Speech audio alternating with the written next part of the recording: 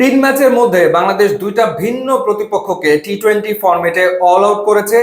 একটা দেশে একটা বিদেশে দুটো ম্যাচই বাংলাদেশ জিতেছে। শ্রীলঙ্কার বিপক্ষে সিরিজের দ্বিতীয় টি-20 ম্যাচে বাংলাদেশি বোলাররা লঙ্কানদের গুটিয়ে দিয়েছিল 100-র নিচে 94 রানে, যেখানে বাংলাদেশ প্রথমে ব্যাট করেছিল 177 রান, অর্থাৎ ম্যাচটা কিন্তু হয়েছিল একটা ব্যাটিং ফ্রেন্ডলি উইকেটে। তারপরেও বাংলাদেশের বোলাররা শ্রীলঙ্কাকে মাত্র 94 রানে গুটিয়ে দিতে সক্ষম হয়। আর এবার পাকিস্তানের বিপক্ষে ঘরের মাটিতে বাংলাদেশি বোলাররা পাকিস্তানকে অল আউট করেছে 110 রানে, এবং এই ফরম্যাটে প্রথমবার পাকিস্তান অল আউট হলো বাংলাদেশের বিপক্ষে।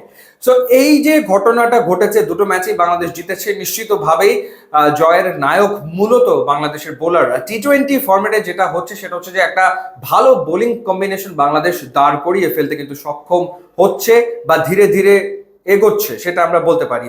কম্বিনেশনটা আসলে কিরকম, আমরা যদি বোলিং লাইন আপের দিকে তাকাই, সেখানে আমরা দেখতে পাই যে বেশ জোরে বল করে বা নতুন বলে উইকেট নিতে পারে সেরকম তাসকিন আহমেদ রয়েছেন। একই সাথে তানজিম হাসান সাকিব রয়েছেন, যাদের বলের গতি around 140 kilometre per hour. So express গতির দুজন ফাস্ট বোলার ডেফিনেটলি রয়েছেন। এছাড়া আমরা দেখতে পাচ্ছি যে মুস্তাফিজুর রহমান ডেথ ওভারে তিনি ভীষণ রকম এফেক্টিভ, নতুন করে বলার কিছু নেই, এবং তার কার্যক্ষমতা যেন দিনকে দিন আসলে বাড়ছে। স্পিন ডিপার্টমেন্টে ভেরিয়েশন আছে, সেখানে রিশাদ হোসেন লেগ স্পিনার তিনি রয়েছেন, এবং পাশাপাশি অফ-ব্রেক বোলার হিসেবে মেহেদী হাসান মিরাজ বা শেখ মাহাদি তারা রয়েছেন। আবার শেখ মাহাদিকে পাওয়ার প্লেতেও ব্যবহার করা যায়, পাওয়ার প্লেতে শেখ মাহাদি এফেক্টিভ হয়ে উঠছেন। সিক্সথ বোলার হিসেবে শামীম হোসেন পাটোয়ারিকে ধীরে ধীরে তৈরি করে নেওয়া হচ্ছে, এবং যখনই পাঁচজন মেইন বোলারের কোনো একজন একটু এক্সপেন্সিভ হয়ে যাচ্ছেন, তখনই দেখা যাচ্ছে শামীম হোসেন পাটোয়ারিকে ক্যাপ্টেন তার সুবিধা মতো আসলে ব্যবহার করছেন। এই যে ভেরিয়েশন, বৈচিত্র্য বাংলাদেশের বোলিং ডিপার্টমেন্টে এই মুহূর্তে আমরা দেখছি, সেটির কারণেই কিন্তু টি-20 ফরম্যাটে বাংলাদেশ ভালো রেজাল্ট করছে, কোনো সন্দেহ এ ব্যাপারে নাই। এবং আরেকটা ব্যাপার যেটা হচ্ছে যে প্রত্যেকের রোলটা সম্পর্কে আসলে অবগত।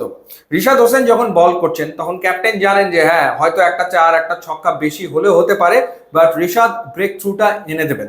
আবার শুরুতে যখন শেখ মাহাদি বল করছেন তখন হয়তো একটা চার একটা ছক্কা হয়তো হতে পারে, কিন্তু শেখ মাহাদি ব্রেক থ্রুটা এনে দেবেন, কিংবা তাসকিন নতুন বলে ব্রেক থ্রু এনে দেবেন।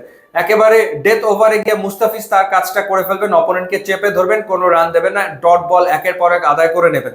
সো এই যে বিষয়টা, ওভারঅল বোলিং ডিপার্টমেন্টের ভেতরে প্রত্যেকে জানে প্রত্যেকের কাজটা কি, এবং বোলিং ডিপার্টমেন্টের ভেতরে বৈচিত্র্য, সেটাই বাংলাদেশের সাফল্যের মূল কথন বলে আমার কাছে মনে হচ্ছে, এবং এটা আশা তো করছি সামনের দিনগুলোতেও অব্যাহত থাকবে। আপনার কি মনে হয় জানাবেন, ইউটিউব ইনস্টাগ্রাম লিঙ্ক দেওয়া আছে, যোগ দিলে খুবই খুশি হবো। And thanks for watching.